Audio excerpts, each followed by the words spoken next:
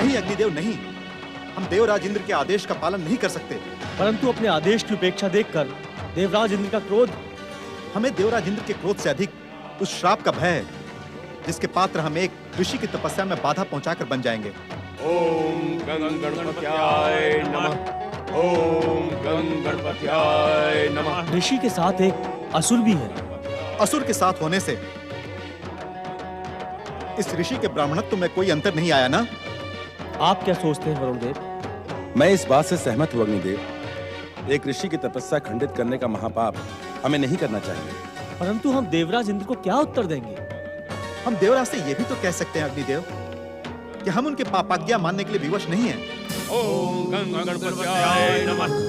ओम गं गणपत्याय नमः। ओम गं गणपत्याय नमः। ओम गं गणपत्याय नमः। ओम गं गणपत्याय नमः। पुत्र त्रिपुरासुर, मन की शांति और धैर्य के साथ श्री गणेश के इस महामंत्र का जाप करो। तुम्हारी इस उग्र तपस्या का प्रभाव विध्वंसक और विनाशकारी हो सकता है। ओम गं गणपत्याय नमः। मैं जानता हूँ पुत्र कि तुम्हें गति देने वाली आत्मा एक आसुरी और राक्षसी है, परंतु तुम्हें एक ऋषि पुत्र होने का कर्तव्य निभाना है। इस उग्रता का त्याग करो पुत्र। ओम गं गणपत्याय नमः। ओम गं गणपत्याय नमः। ओम गं गणपत्याय नमः। ओम गं गणपत्याय नमः। ओम गं गणपत्याय नमः। ओम गं गणपत्याय नमः। ओम गं गणपत्याय नमः। ओम गं गणपत्याय नमः। ओम गं गणपत्याय नमः। ओम गं गणपत्याय नमः। ये मैं क्या देख रहा हूँ देवगणों? ये दुष्ट त्रिपुरासुर अब तक जीवित कैसे है? क्या आपने इसकी दुष्टता को समाप्त करने के लिए अपनी दिव्य शक्तियों का प्रयोग नहीं किया? क्या मैं जान सकता हूँ क्या आप सबने स्वर्गाधिपति देवराज इंद्र की आज्ञा को ठुकराने का दुस्साहस कैसे किया? क्षमा करें देवेंद्र, दुष्ट त्रिपुरासुर के साथ उसके पिता ऋषि गृह समत भी तपस्या कर रहे हैं। यदि हमने इनकी तपस्या को खंडित करने का प्रयास किया होता तो परिणाम अवश्य ही अनर्थकारी हो सकता था। देवेंद्र ने आप सबको इन दुष्टों की तपस्या खंडित करने की आज्ञा दी थी, परिणाम पर विचार करने की नहीं। उग्र होने से पहले आपने इनकी तपस्या खंडित ना करके अवश्य ही परिणाम अनर्थकारी कर दिया है देवताओं। हम विवश थे देवराज। एक ऋषि की तपस्या खंडित करके हम भयानक पाप के भागी बन जाते। आप हमें पाप और पुण्य का उपदेश ना दे वरुण देव, हमारी आज्ञा का पालन करें, अन्यथा हमारा क्रोध आपके भविष्य को पाप के महासागर में डुबो देगा। जो आज्ञा देवराज। वरुण देव, अपने भीषण जल का प्रहार करके इनकी तपस्या खंडित करें।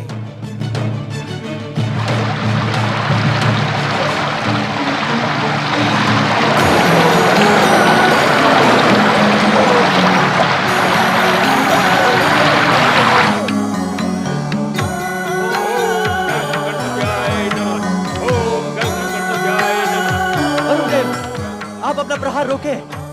अग्निदेव, आप अपनी अग्नि से इन्हें भस्म कर दें।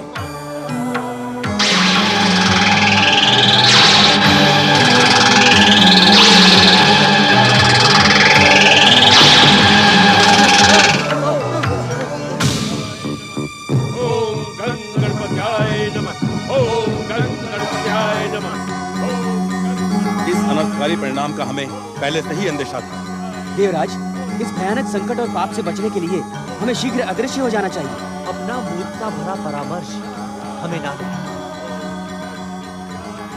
यदि हम इनकी तपस्या खंडित किए बिना यहाँ से अदृश्य हो गए तो इनकी तपस्या सफल हो जाएगी। जो बिना वरदान के आप सबकी दिव्य शक्तियों को नष्ट कर सकते हैं, वो वरदान पाकर कितने विध्वंसक हो जाएंगे। क्या आपने इस पर विचार किया है? अब विचार करके क्या लाभ देवराज? हम किसी भी प्रकार से इन तपस्वियों की तपस्या खंडित नहीं कर सकते। आप सब नहीं कर सकते, किंतु वज्र को धारण करने वाला मैं स्वर्गाधिपति इंद्र कर सकता हूँ। आप सब भली भांति जानते हैं कि ऋषिवर दधीची की हड्डियों से बना मेरा अमोघ अस्त्र वज्र शत्रु का अंत किए बिना नहीं लौटता। वज्र प्रकट हो। नहीं देवराज नहीं, अपनी वज्र शक्ति का दुरुपयोग ना करें आप। किसी पे वज्र प्रहार करके आप महर्षि दधीचि की तप शक्तियों का अपमान करेंगे देवेंद्र। आप वज्र प्रहार ना करें देवेंद्र। इस भूल के लिए शुभ शक्तियां कभी आपको क्षमा नहीं करेंगी देवराज। इन दुष्टों की तपस्या खंडित करने का केवल यही एकमात्र उपाय है। उपाय तो और भी है देवराज। और उपाय? हाँ देवराज, हम श्री गणेश की आराधना करने वाले इन दोनों की तपस्या को वरदान न देने के लिए शिव शंकर से प्रार्थना भी तो कर सकते हैं। और शिवाज्ञा का सम्मान करना उनके पुत्र श्री गणेश का परम कर्तव्य है देवराज। हमें किसी भी प्रकार श्री गणेश के लिए शिवाज्ञा प्राप्त करनी होगी देवेंद्र। समय आने पर मैं तुम्हारा पुनः आह्वान करूंगा वज्र। वज्र प्रहार करने से पहले मैं आप सबका परामर्श मानते हुए कैलाशपति भगवान शिव से प्रार्थना करने जाऊंगा।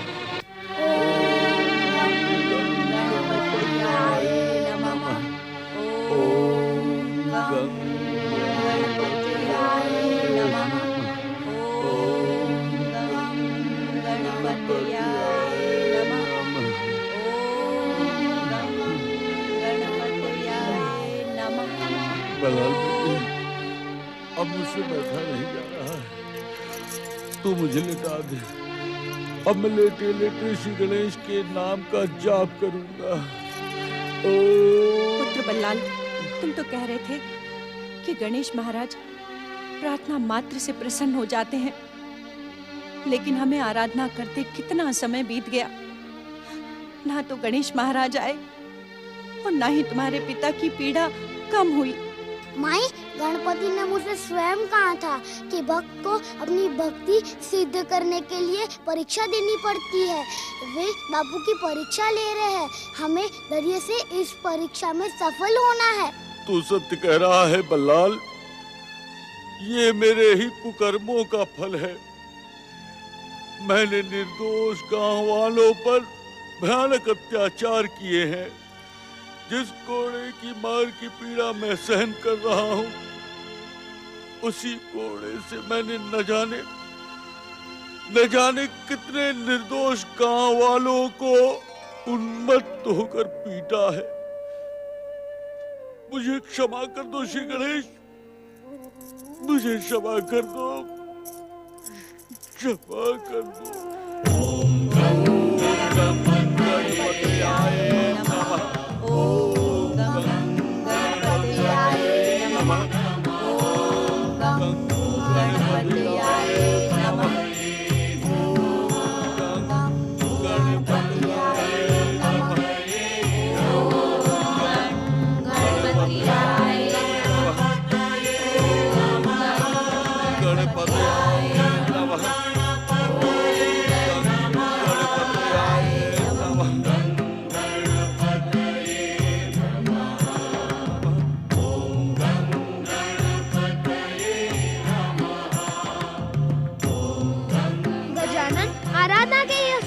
मुझे पुकार रहे हैं, मुझे जाना ही होगा गजानन। पीड़ित कल्याण की पीड़ा का अंत करने का समय अब आ पहुंचा है, मुझे तुरंत वहां पहुंचना होगा। परंतु माता पार्वती ने तुम्हें ये आदेश दिया था कि बिना उनकी आज्ञा के तुम कहीं भी नहीं जा सकते। यदि जाना ही है तो पहले माता की आज्ञा ले लो। क्या सोच रहे हो गौरी पुत्र? माता पार्वती इस समय पिताश्री शिव शंकर के साथ है। यदि मैंने उनसे जाने की आज्ञा मांगी तो वे निश्चित ही न कर देंगी।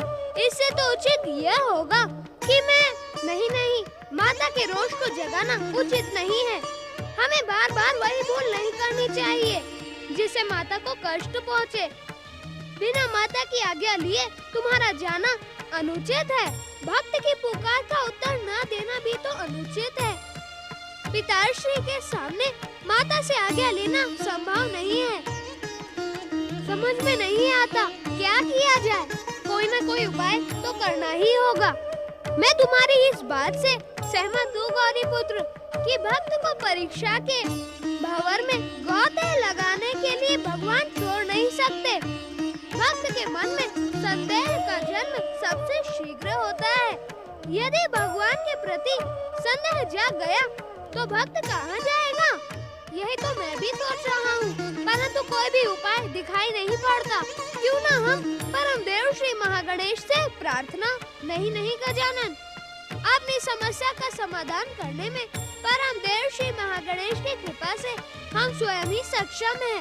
हर छोटी बड़ी बात में उन्हें कष्ट नहीं देना चाहिए। उन पर तो सारे संसार का उत्तरदायित्व है।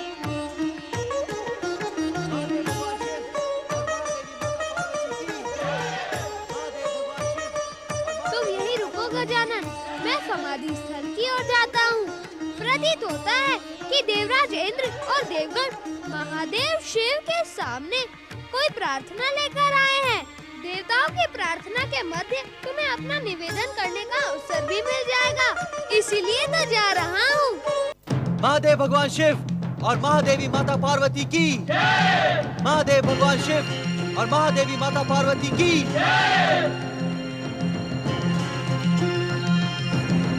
हे भोलेनाथ, हमारे संकट दूर करे भोलेनाथ। जागे भोलेनाथ जागे, जागे भोलेनाथ जागे। अपने ध्यान को विराम दे भोलेनाथ।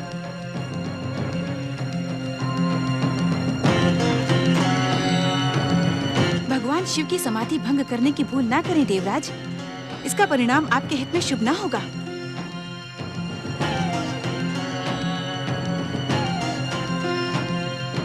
शाम सदा शिव की जय। ओम नमः शिवाय। प्रणाम माता पार्वती।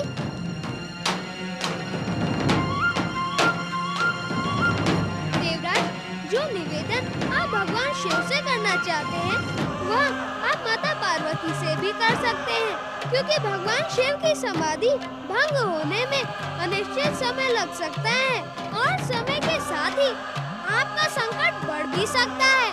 हे विघ्नहर्ता सुखकर्ता मंगल मूर्ति श्री गणेश, सच तो ये है कि इस समय हम सब यहाँ आपके ही दर्शन पाने के लिए प्रकट हुए हैं।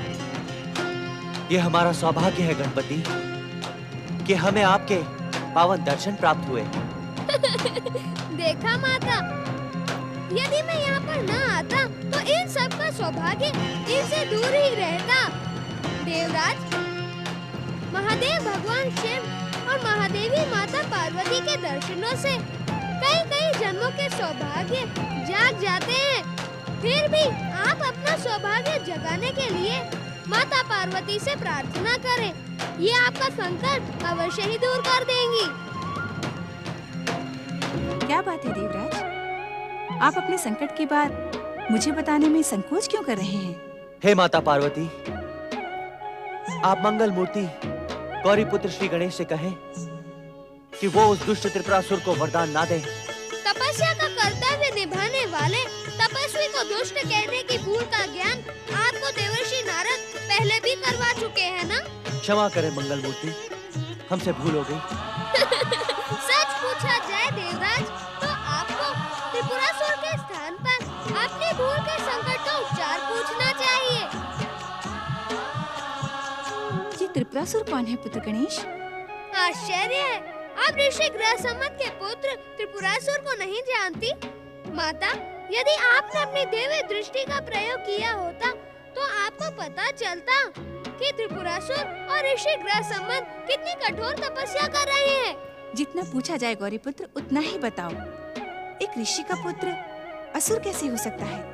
और यदि वो असुर होते हुए भी तुम्हें प्रसन्न करने के लिए तपस्या कर रहा है तो कहीं तुम उसे वरदान देने की तो नहीं सोच रहे हो? बिना आपकी आज्ञा के मैं सोच विचार कैसे कर सकता हूँ माता? यही उचित है माता कि आप मंगल मूर्ति को असुरों को वरदान देने की आज्ञा ना दें, क्योंकि ये तो परंपरा बन गई माते कि हर असुर वरदान में स्वर्ग का सिंहासन ही मांगता है। मुझे क्या करना है और क्या नहीं करना है इसका ज्ञान मुझे भली भांति है देवेंद्र। मुझे अपने बुद्धिदाता पुत्र गणेश की बुद्धि और विवेक पर पूरा विश्वास है। वो किसी को भी अनुचित वरदान नहीं दे सकते। अब आप जा सकते हैं। माता, मैं एक दुखी का दुख दूर करने के लिए जाने की आज्ञा चाहता हूँ। यदि आप मुझ पर प्रसन्न हो।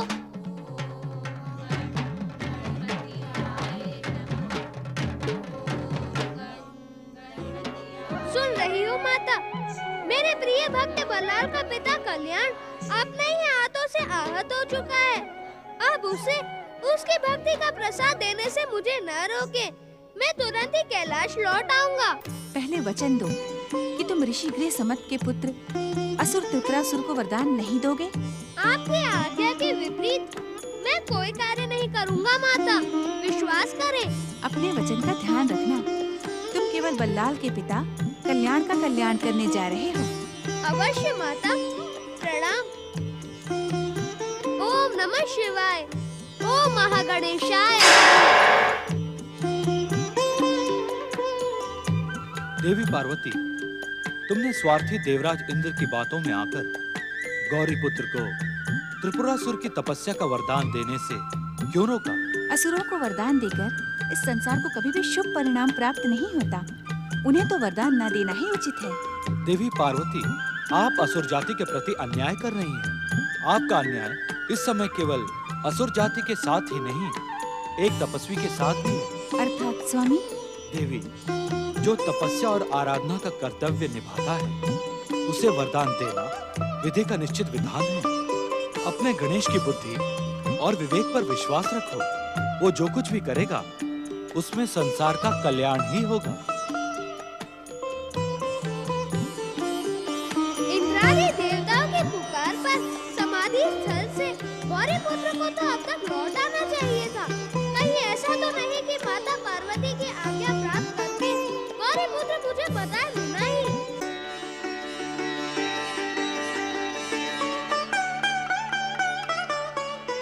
तुम्हें बिना बताए तो कहीं जाने का प्रश्न ही नहीं है गजानन।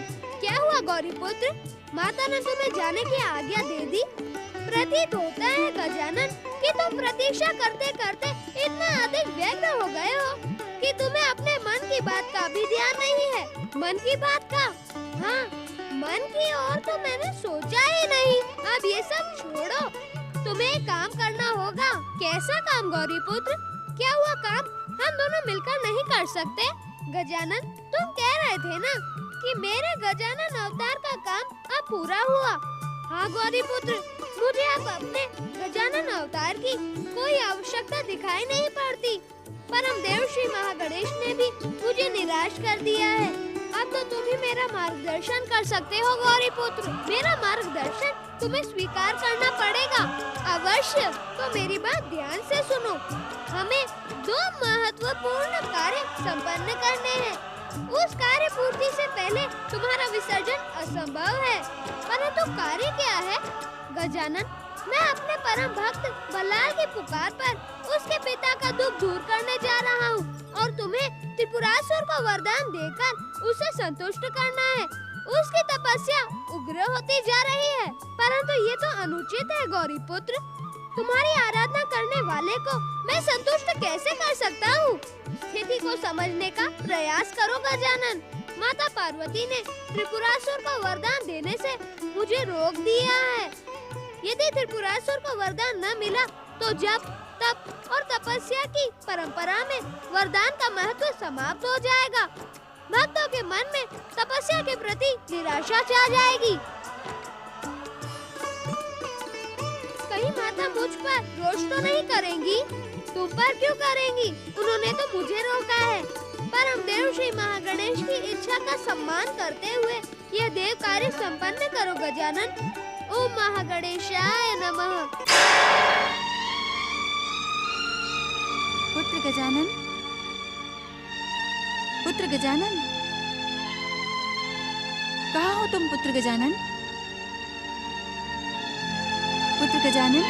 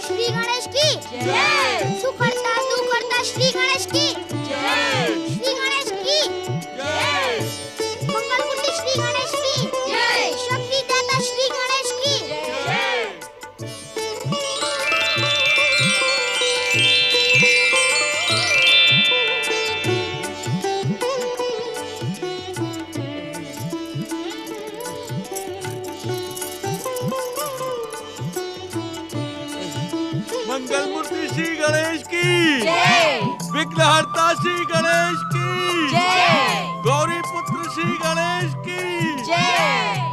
हे परम दयालु परम कृपालु श्री गणेश, मेरे अपराधों को क्षमा करें। मैंने आपके प्रिय भक्त बल्लाल पर क्रोध करके आपकी भक्ति का अपमान किया है और उसका दंड पाया। हे मंगल मूर्ति, अब मुझ पर ऐसी कृपा करो कि मेरे द्वारा किसी को कष्ट न पहुंचे।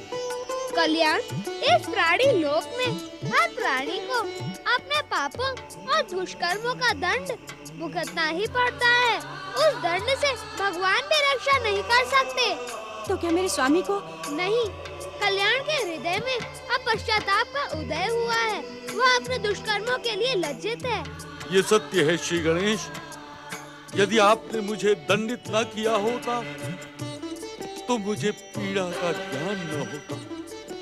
मैंने गांव वालों पर कितने भयानक अत्याचार किए हैं श्री गणेश। जो बीत गया उसे भूल जाओ कल्याण, अब भविष्य की सोचो। हाँ, बीते हुए का आदर्श सदा अपने सामने रखो। जो बीती हुई भूलों को न दोहराने का संकल्प करके भविष्य को सुखद बनाने के लिए वर्तमान में जीता है, वही मेरी भक्ति के योग्य होता है। अब तुम हमें वचन दो कि तुम निर्दोष गांव वालों पर अत्याचार नहीं करोगे, उनकी हर प्रकार से सहायता करोगे, उनकी और गांव की भलाई की बात सोचोगे।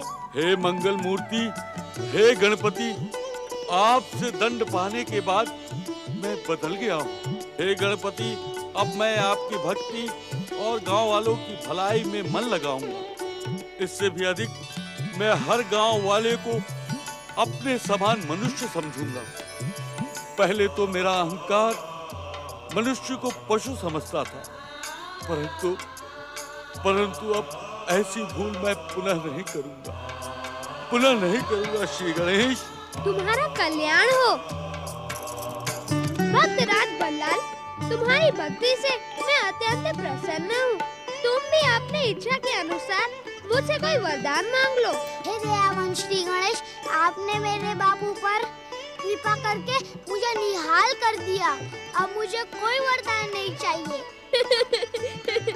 तुम भक्त तो बन गए बल्लाल, परंतु भक्ति के नियम को जानने का तो तुमने कष्ट ही नहीं किया। भक्ति में कैसे नियम गणेश महाराज? भक्ति का एक नियम है, सच्ची भक्ति करने वाले को भगवान की कृपा प्राप्त होती है।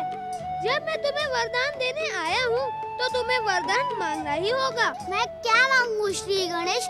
जो कुछ भी मुझे मांगना था वो तो आपने बिना मांगे ही दे दिया। फिर भी आपका आदेश है तो मैं कुछ मांग लेता हूँ। हाँ हाँ, सोच विचार कर मांगो। श्री गणेश, मुझे अपने माई, बापू और गांव वालों के सुख के साथ आपके चरणों में भक्ति के अतिरिक्त और कुछ नहीं चाहिए। तथास्तु। सब कोई सुने, भक्तराज बल्लाल का नाम उसकी भक्ति के समान अमर रहेगा। बल्लाल की श्रेष्ठ भक्ति के कारण उसके माता पिता और इस पुष्कर गांव का नाम भी पुराणों में अंकित होगा। तुम सबका कल्याण हो।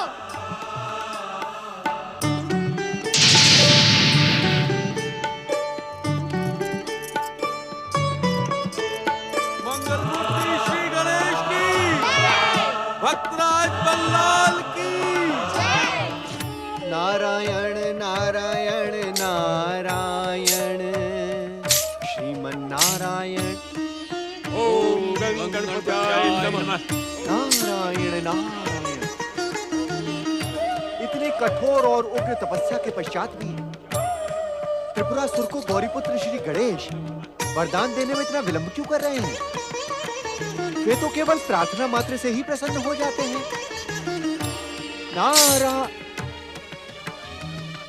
जय जय श्री गणेश।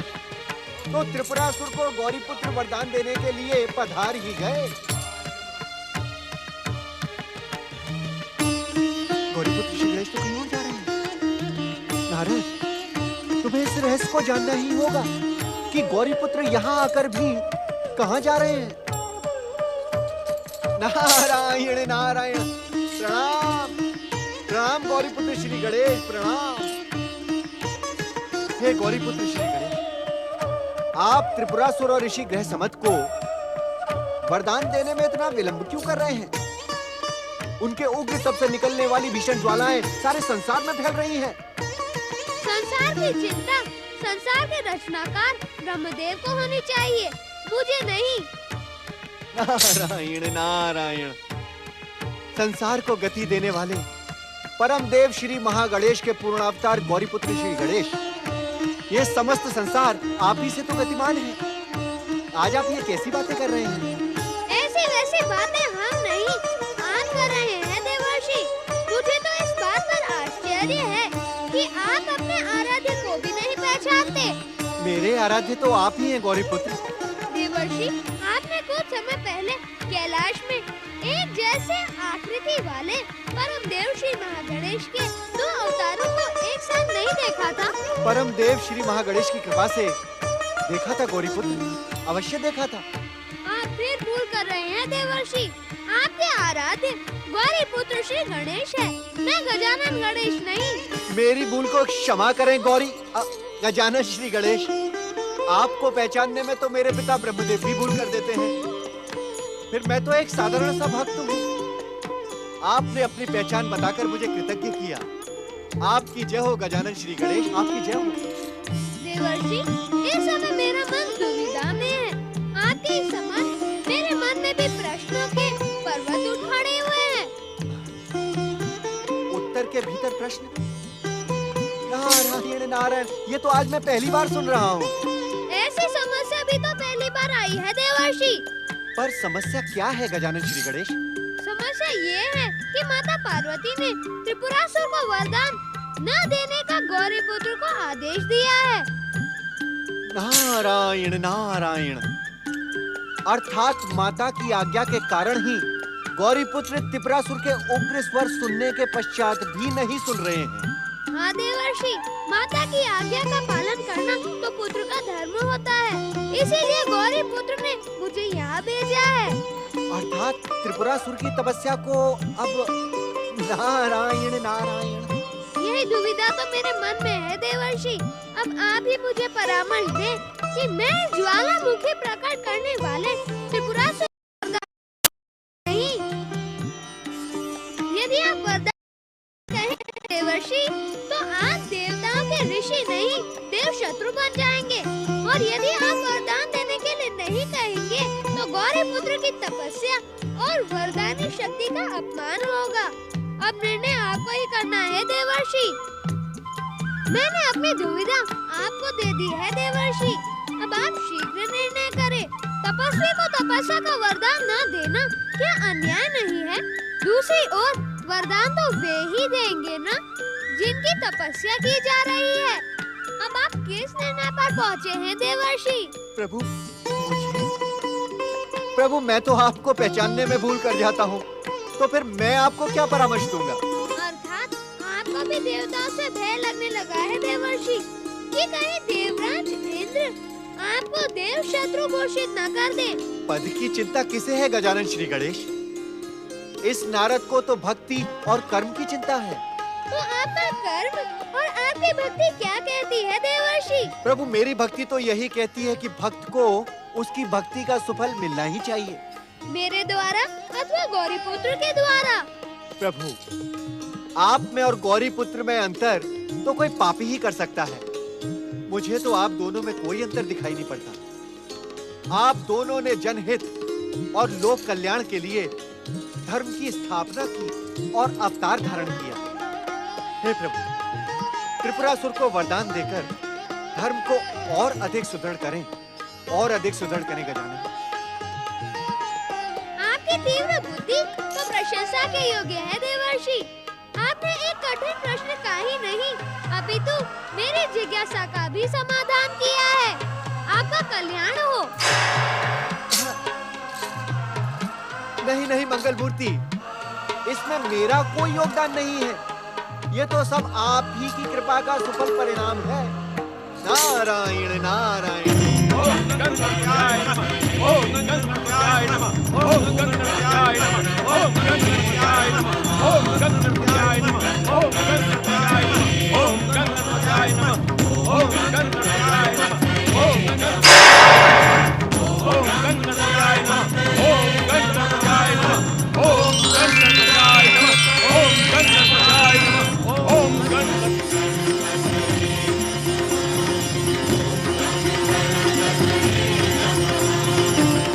क्या देख रहे हो त्रिपुरासुर? क्या तुम हमसे वरदान नहीं चाहते?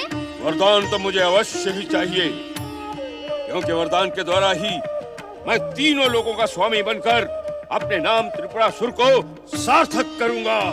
तो मांगो वरदान। वरदान? तुम मुझे वरदान दोगे गजमुखी बालक? क्या तुम श्री गणेश हो? मुझे श्री गणेश से वरदान चाहिए। मेरे साथ परिहास करने की भूल न करो गजमुखी बालक। मेरी तपस्या में बाधा डालकर तुमने स्वयं के लिए संकट को आमंत्रित कर लिया है। गंग गंग गंग गंग गंग गंग गंग। क्रोध और उग्रता का दुष्परिणाम ऐसा ही होता है। भक्ति करके भी इस मूर्ख का विवेक जागृत नहीं हुआ। अब तो अवश्य ये गजानन श्री गणेश के दंड का पात्र बन जाएगा।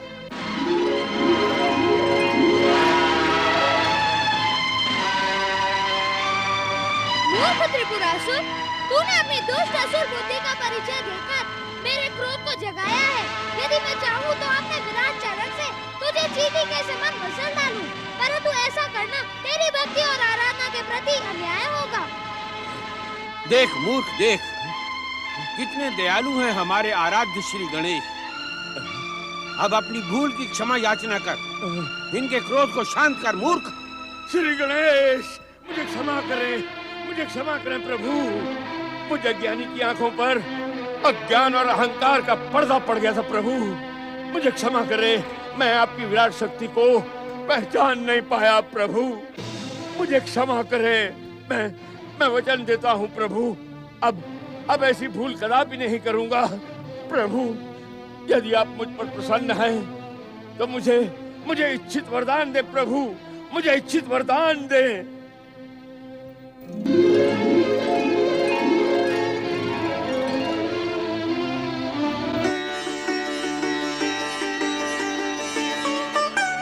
ऋषिवर ग्रह सम्मत श्री गणेश आराधना का श्रेय आपको जाता है। पहले वरदान आप मांगे। मुझे आपकी भक्ति के अतिरिक्त कुछ नहीं चाहिए श्री गणेश। यदि आप मेरे पुत्र त्रिपुरासुर को उसका इच्छित वरदान देंगे तो मैं समझूंगा कि वो वरदान मुझे मिला। और तुम्हारी क्या इच्छा है त्रिपुरासुर?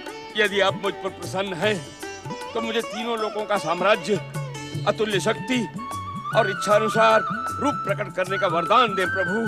तथास्तु।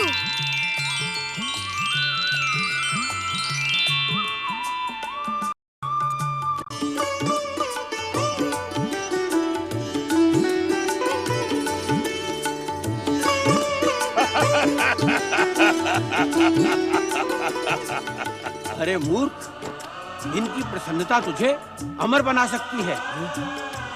इनसे अमरता का वरदान मांग ले।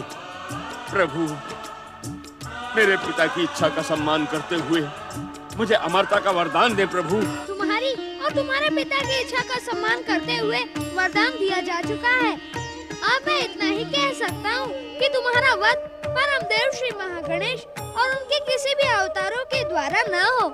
हे श्री गणेश, यदि आप मेरे पुत्र त्रिपुरासुर को अमरता का वरदान नहीं दे सकते तो उसे कठिन मृत्यु का वरदान दे, जिससे मैं अनंत कालों तक अपने पुत्र को जीवित देख सकूं। आपकी प्रार्थना को स्वीकार करना मेरा कर्तव्य है ऋषिवर ग्रह सम्मत। मेरी बात ध्यान से सुनो त्रिपुरासुर। जब तक तुम्हारे पास चिंतामणि गजानन की मूर्ति रहेगी तब तक तुम्हारा वध इस संसार की कोई भी शक्ति नहीं कर पाएगी। चिंतामणि गजानन? प्रभु, परंतु चिंतामणि गजानन की मूर्ति हमें मिलेगी कहाँ से? जिस प्रकार तुमने अपनी भक्ति से वरदान पाया है, उसी प्रकार अपने सत्कर्मों से चिंतामणि गजानन की मूर्ति प्राप्त करने के लिए श्रेष्ठ कर्म करो। तुम दोनों का कल्याण हो।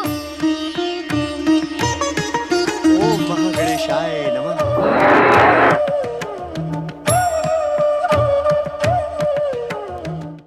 दुख हरता ये है सुखदाता। श्री गणेश, श्री गणेश, श्री गणेश।